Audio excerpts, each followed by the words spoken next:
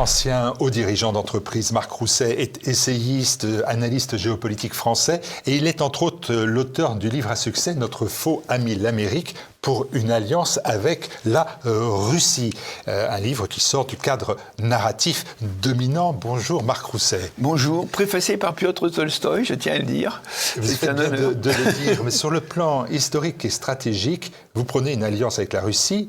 Mais si on prône une alliance, voire même un partenariat avec la Russie, vous considérez que ça n'a rien d'absurde, mais depuis 2022, on ne doit cesser de vous répéter que toute proposition d'alliance est une légitimation implicite de l'action militaire russe, que c'est une forme de désalignement moral par rapport à l'Ukraine, qui est l'allié de la France. Qu'est-ce que vous répondez à cet argument et à vos contempteurs ? Bien, je dis que nous vivons dans un monde où mon attitude, qui est une attitude pro-française, je tiens à le dire, je ne suis pas un pro-russe, je suis un pro-français, un pro-européen, et qui, comme le général de Gaulle, pense que c'est l'intérêt de la France et de la civilisation européenne, j'en suis persuadé, la tête sur le bio, de se rapprocher de la Russie, et qu'il faut s'éloigner absolument de l'Amérique. C'est le thème de mon ouvrage.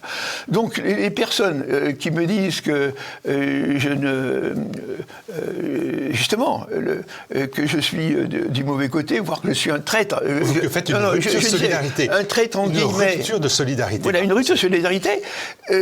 Moi, la seule chose qui m'intéresse, c'est quel est l'intérêt de mon pays. Voilà. Et d'ailleurs, je tiens à dire, par exemple, que lorsque je suis intervenu tout récemment, j'ai eu un très grand succès en Russie, il n'y a pas d'autre terme. Lorsque j'ai fait mon discours à l'Académie des sciences de Russie, et nulle part ailleurs, les Russes eux-mêmes ne sont pas dupes de la chose. Ils ont dit, Marc Rousset, attention, c'est pas un monsieur qui est pro-russe, ami de la Russie, c'est un patriote français qui veut se rapprocher de la Russie. Et alors, lorsque j'ai dit ça, déjà, c'est une partie de la réponse. Et alors, je tiens à dire, la première chose, c'est qu'on inverse tout. On inverse tout. L'agresseur, aujourd'hui, il est clair, et je le démontre, je peux en parler pendant des heures, ça peut faire toute l'émission, que Montesquieu, il a dit une chose très juste, celui qui est responsable d'une guerre, ce n'est pas celui qui entre en guerre et qui agresse un pays, c'est celui qui est à l'origine de la guerre. Voilà. Alors déjà, lorsqu'on a compris ça, on a déjà avancé d'un cran. Voilà. Or, M. Poutine, et je le dis et je l'écris tout récemment dans un truc qui a fait fureur, les 30 raisons qui justifient l'intervention militaire en Russie, je dis bien, ce n'est pas un agresseur, Poutine est en état de légitime défense. Alors ça, je peux en parler pendant des heures pour justifier. Donc, Poutine a été acculé et obligé de faire la guerre. J'ai dit moi-même, il y a quelques années, ici, avec Roland Elie et Philippe Ronda, j'étais interviewé ici, pour montrer que je suis un géopoliticien et puis pas un homme de circonstance. C'était une semaine avant l'intervention militaire en Russie.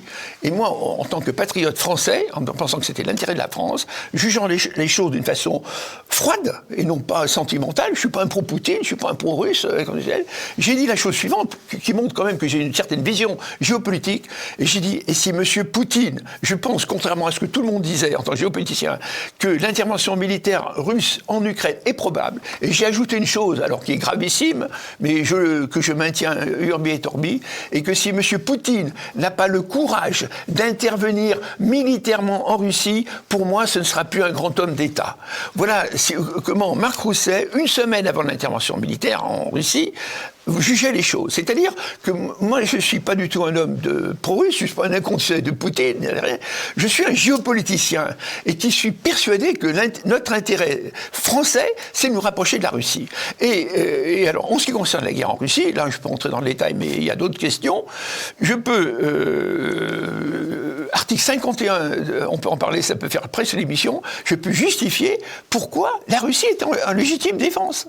C'est-à-dire, en très gros, des idées, la Russie, elle a commencé, on peut dire, depuis la reine Victoria, depuis que les anglo-saxons ont voulu se payer la Russie.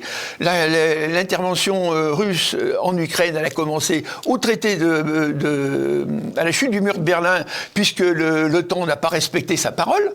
Et elle a commencé même en 2014, suite à un coup d'État des États-Unis à Maïdan, ce que les gens oublient. La guerre, elle n'a pas commencé en 2022, elle a commencé en 2014. Et elle avait même commencé en 2004, puisqu'il y avait eu la révolution orange Orange qui avait été aussi fait par les Russes. Alors c'est lorsqu'on voit des choses comme cela que la vérité apparaît. Et dans cette chronique où il y avait, j'ai trouvé 30 raisons, j'ai trouvé 30 raisons qui justifient l'intervention militaire. On revient plus précisément à l'Ukraine et à la guerre qui s'y déroule. En cette fin d'année, on enregistre le 31 décembre. La Russie est d'accord avec Donald Trump pour dire que les pourparlers sur l'Ukraine en sont à leur phase finale, même s'il y a eu l'idée de drone sur la propriété de Vladimir Poutine qui semble regeler un peu cette situation. Moi, je me permets d'en douter. Alors là, je suis peut-être aussi un autre. Là, je me permets d'en douter. Alors je dis bien, là, j'ajoute mon petit grain de sel. De la même façon où j'avais vu les choses tout à fait différemment lorsqu'il y avait eu l'intervention militaire, moi, je n'arrive pas à croire. En étant objectif, je ne suis pas vendu à la Russie, les choses sont claires. Je n'arrive pas à croire comment M. Poutine, justement, que je considère qu'il était un homme agressé par les États-Unis, qui aujourd'hui a perdu environ le 10e des pauvres soldats ukrainiens qui sont morts. On peut estimer qu'il y a 1 million d'Ukrainiens de morts et au maximum 100 000 Russes, selon moi. Je ne peux pas... je ne peux pas imaginer pourquoi ces accords, de la même façon, j'avais dit qu'il y aurait une intervention militaire, je ne peux pas imaginer qu'actuellement, sur la base de ce qui est dit actuellement, alors on peut en discuter en détail, que Poutine soit suffisamment bête pour accepter toutes les conditions qu'on veut lui imposer. Lorsque j'entends parler d'une armée de 800 000 Ukrainiens, alors j'ai une chose très importante à dire, M. Bild, à ce sujet. C'est une idée très importante qui a d'ailleurs été reprise dans certains journaux en Russie lors de mon dernier voyage. C'est l'idée suivante, que je me permets de dire en tant que géopoliticien à la Russie. Vous, les Russes, ne commettez pas l'erreur qu'ont fait les Français en 1918, c'est-à-dire on a signé l'armistice beaucoup trop tôt, et 20 ans après, il y a eu la guerre. Je dis toute fausse paix, toute fausse trêve en Ukraine, qui est mal foutue, c'est la guerre annoncée à court terme. Et l'exemple que j'ai à donner, c'est l'armistice, comme certains le savent, ou certains ne le savent peut-être pas. Vous aviez Foch lui-même, Mangin, qui lui disait attention, et Foch a dit un jour, finalement on aura gagné simplement 20 ans de paix. Voilà. Et moi je pense que si on part comme ça, je n'y crois pas. Moi j'y crois pas. Moi j'y crois pas parce que je dis bien, M. Bild, pour la raison suivante, c'est que si Poutine accepte ça, lui-même avec les Siloviki, il aura des reproches. Il peut même être éjecté et quitter son poste. Parce que pour moi, en tant que géopoliticien, je dis bien, je ne peux pas comprendre comment la Russie, après tout le mal qu'on lui a fait, pourrait accepter de ne reprendre qu'un petit bout du Donbass. Pour qu'il y ait la trêve, il faut que l'Ukraine, il faut que l'un des deux gagne définitivement. Alors, on va dans ce cas-là aller du côté de l'Ukraine. On voit bien qu'il y a aujourd'hui une difficulté à juger de sa capacité de résistance. Oui. L'Ukraine dispose-t-elle encore à ce stade de moyens militaires, mais aussi politiques, avec un Zelensky très affaibli par les affaires de corruption, pour influer sur l'issue? Alors là, j'ai une réponse très claire, sans me prétendre pour Nostradamus. Moi, je pense que la guerre sera finie au plus tard, au printemps 2026 ou juin 2026. Et que les Ukrainiens sont sur le point de s'effondrer. Lorsqu'on regarde le nombre de désertions, si on regarde la supériorité de l'armement russe... Vous ne voyez pas un accord de paix, mais vous me dites finalement... Non, je ne veux pas un accord de paix qui sera un faux accord de paix. Parce qu'il est impossible pour les Russes, je dis bien, géopolitiquement, moi-même d'ailleurs ayant traîné mes oreilles tout récemment en Russie, le problème des Russes, c'est ça qu'il faut savoir, je tiens à le dire, les Russes ont été refaits, contrairement à ce que l'on dit urbi et orbi en Occident, par les accords de Minsk. Les Russes, il faut savoir que depuis le traité de Berlin, on les traite on paye leur tête, n'est-ce pas ? On leur avait dit, M. James Baker avait promis que l'OTAN n'avancerait pas d'un pouce, et aujourd'hui, la Russie est encerclée. Poutine l'a dit lui-même, il faut savoir que les accords de Minsk, là je n'invente rien, c'est pas un russe qui parle. C'est ce qu'a dit et a reconnu Mme Merkel, et ce qu'a reconnu François Hollande dans une interview au Frankfurter Allgemeine Zeitung, et qui s'est fait piéger en disant « Nous n'avons pas respecté les accords de Minsk parce que nous voulions prolonger la guerre. » Le grand problème de ce qui se passe actuellement, c'est que les Européens, l'Amérique a rêvé en croyant régler son compte. C'est ça le fond de l'histoire. Ils allaient régler leur compte, son compte à la Russie, et que l'entreprise a échoué. Et le plus grand crime qu'a commis l'Occident, c'est lorsque les Américains et Johnson sont allés en avril 2022 conseiller, alors que la Russie, l'Ukraine et la Russie étaient sur le point de faire la paix, avec des conditions qui étaient acceptables pour l'Ukraine, puisque l'Ukraine aurait perdu, entre guillemets, que la Crimée et peut-être même pas le Donbass, alors que maintenant, les choses étant ce qu'elles sont, Poutine, lui, il a des comptes à rendre avec ses 100 milliers de morts. On a du mal d'ailleurs à comprendre les objectifs réels de la Russie ou ceux qui sont prioritaires pour Moscou. Je les connais, alors c'est quoi? C'est consolider ses positions en Crimée, dans le Donbass, dans certains oblasts, ou c'est forcer une négociation? C'est complètement à côté de la plaque. C'est que la Russie, comme l'a dit Dugin, combat, les gens n'ont pas réalisé en Occident, qu'elle combat pour sa survie. L'agressé, c'est la Russie. Poutine a tout fait pour ne pas déclencher la guerre. C'est ce que les gens n'arrivent pas à comprendre. Il faut savoir, pour montrer que c'est pas un guerrier, c'est pas Bonaparte, Poutine, c'est un homme du KGB. On a reproché, les Siloviki ont reproché déjà à Poutine, en 2014, de ne pas avoir pris Odessa.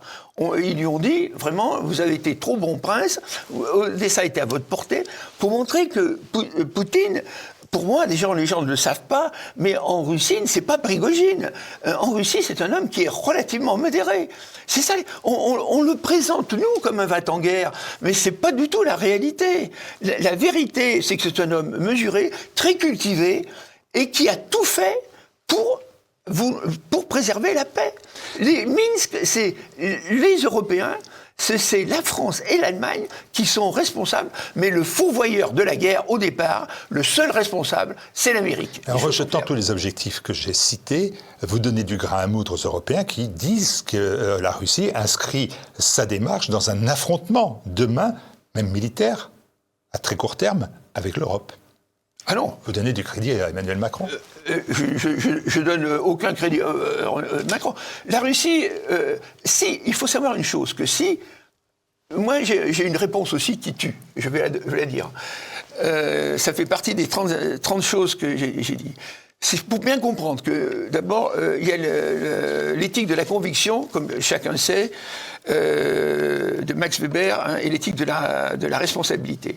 Je dis bien, et je pèse mes mots, que si Poutine n'était pas intervenu militairement comme il l'a fait et comme il se devait de le faire. De toute façon, il faut savoir que les coups de canon et tout ça, il y avait déjà une offensive qui était en cours, les gens ne savent pas, le 14 février, ça c'est prouvé par il aurait commis, alors tenez-vous bien, tout le monde accroche sa ceinture, il aurait commis la même faute que la France a commise, là, elle aussi en 1936, lorsque Hitler est intervenu à occuper la Rhénanie, on aurait pu lui régler son compte en 15 jours, et M. Daladier, parce que l'Angleterre avait décidé de ne pas intervenir, n'a pas jugé bon de bouger, et le général Gamelin a prétexté, un des plus mauvais généraux de notre histoire, que nous n'avions pas suffisamment d'aviation pour régler son compte à Adolf Hitler, qui lui a toujours dit qu'il n'avait jamais compris, Hitler l'a dit. C'est le seul moment dans sa vie où il a une frousse, la frousse de sa vie.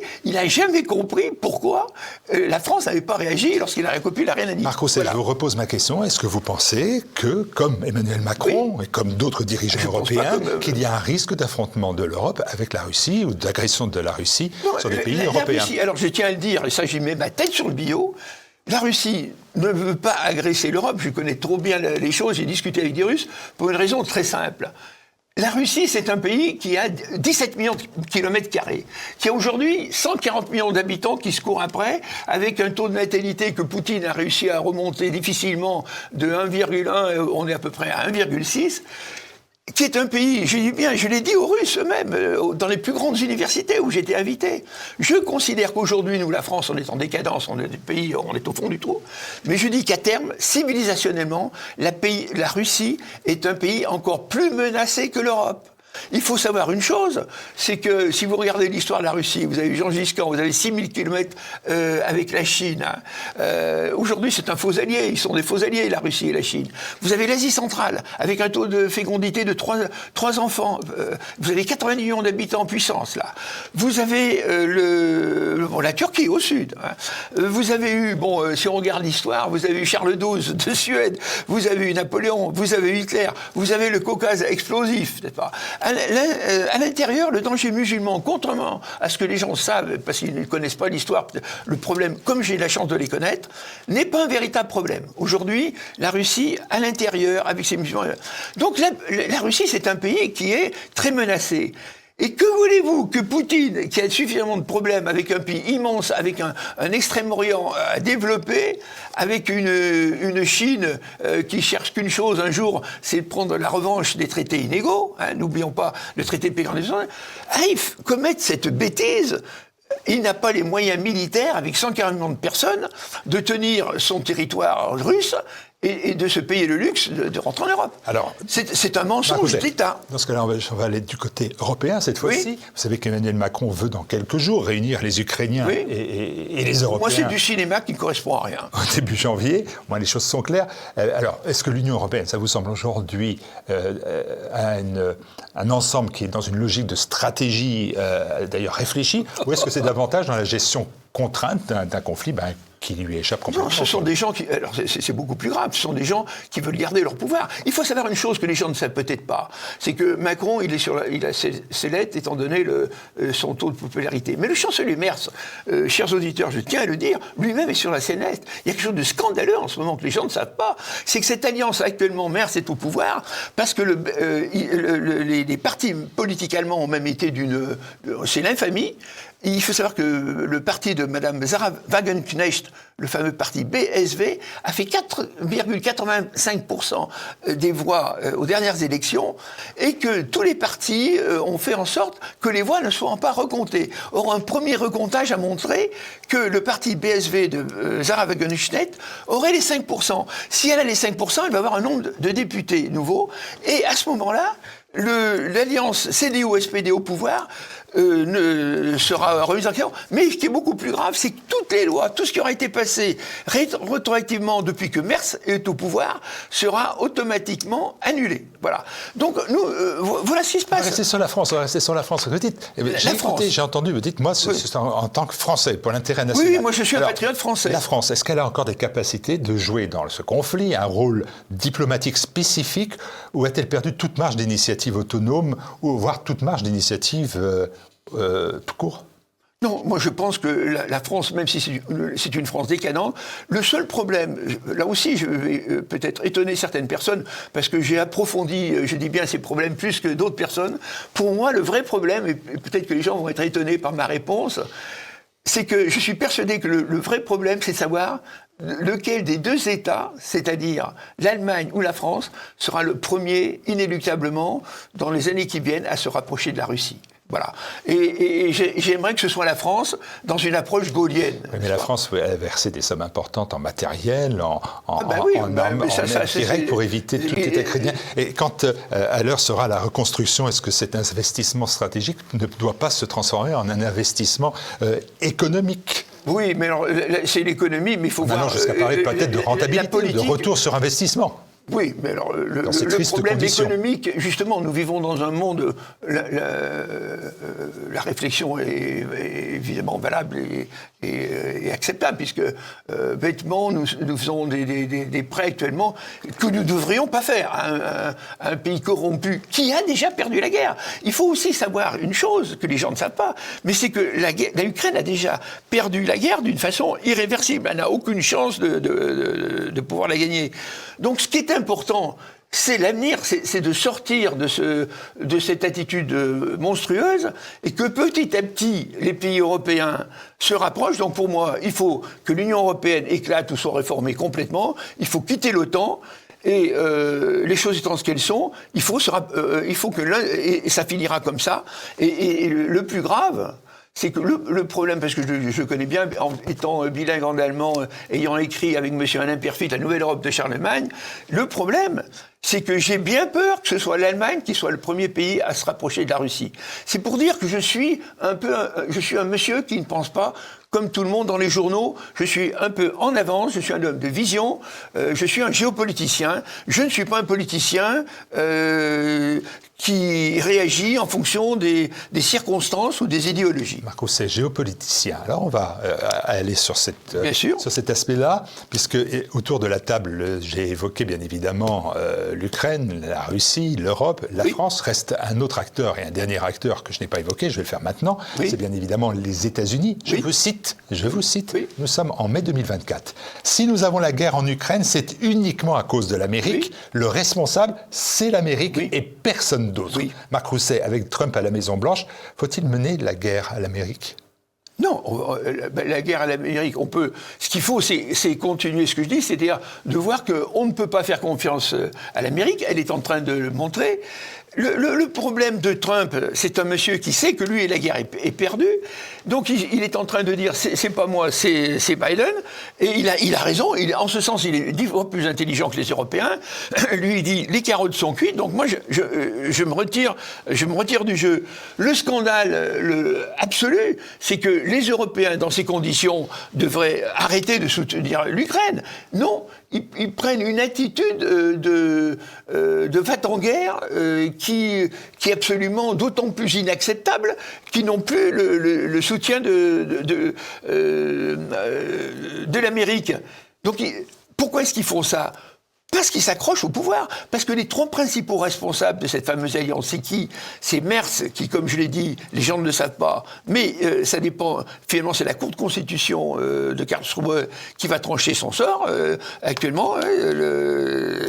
Macron, il est sur la sellette, c'est archi connu en France, et comme chacun sait, le chancelier britannique, lui-même, il a devant lui, suite au problème d'immigration en particulier, il a un peuple qui est en train de se réveiller et qui risque les prochaines élections. Il est certain que le Parti travailliste va perdre des élections. Donc ce sont des gens qui se cramponnent, et comme chacun sait, lorsqu'on perd le pouvoir, eh bien, la fuite en avant, c'est d'essayer de déclencher une guerre. Oui, mais Marc Rousset, le désengagement de Trump en Europe, ça met à mal l'idée d'une Europe, zone libre-échange, sous commandement américain de l'OTAN, ce que vous avez toujours indiqué. Le désengagement, alors justement, au lieu de s'en lamenter, il faut se réjouir. Moi, les gens se lamentent, mais il faut prendre l'occasion. Il faut dire, mais oui, monsieur Trump, et puis si vous voulez, je vous offre une place de première classe pour revenir à New York. C'est une chance extraordinaire. Il faut le prendre au mot. Et alors, lorsqu'on voit Trump qui fait du chantage et qui dit commandez-moi des équipements militaires, sinon je quitte l'OTAN, il faut être stupide, bête, crétin, tout ce que vous voulez, pour rentrer dans ce jeu-là. Ce sont des gens qui sont irresponsables, qui ont cette attitude et qui n'ont pas le courage de... Il faut que les États-Unis, c'est très simple, c'est US go home. Voilà. Pour des raisons géopolitiques, je le démontre dans mon livre, c'est la première partie. Depuis que l'Amérique, c'est un faux ami. Même quand J.D. Vance fait son discours à Munich. Alors, j'ai beaucoup plus. Alors, pour moi, Trump, c'est un opportuniste. Là, il est courageux parce que je soutiens Trump dans son combat pour défendre les valeurs civilisationnelles, qui sont les valeurs traditionnelles de l'Europe. En ce sens, et puis il a raison pour l'immigration, pour les droits de douane. Économiste, j'ai fait un chapitre sur ce sujet. La seule chose, c'est que Trump, c'est le même monsieur qui passe son temps à dire que bon, pour la paix, etc. Avec Poutine. Mais sachez que si si l'Amérique avait réussi son pari guerrier, Trump serait le premier à venir dépecer l'Amérique, la Russie, les choses sont claires. Hein. Il se trouve que l'Amérique a tout fait pour gagner cette guerre, elle a mis tous les moyens. Et le miracle, c'est que Poutine, de l'armée en haillons, qui était l'armée de Helsinki, en a fait, pour moi, technologiquement, la première armée du monde. C'est ça que les gens n'arrivent pas à réaliser. Et de même, il faut savoir que la première puissance économique du monde, ce n'est plus l'Amérique, mais c'est en parité de pouvoir d'achat, c'est la Chine, qu'on le veuille ou non. C'est ça. Et avec ses armes technologiques, elle le montre actuellement, il faut savoir que quand même, cette Russie, elle a fait front, vous aviez des soldats ukrainiens courageux, vous avez eu toutes les ressources de l'OTAN qui ont été absolument laminées par l'armée russe. Et l'armée russe, qu'est-ce qu'elle fait? Elle continue à progresser. Et pourquoi est-ce qu'elle va pas plus vite? Pour deux raisons. Parce qu'il y a eu les drones qui sont intervenus, qui ont changé le cours de la guerre. Et la deuxième chose, c'est que Poutine ne veut pas perdre d'hommes. C'est ça aussi la raison. Poutine fait une guerre militaire en faisant attention à ses hommes, alors que l'Ukraine mène une guerre médiatique irresponsable.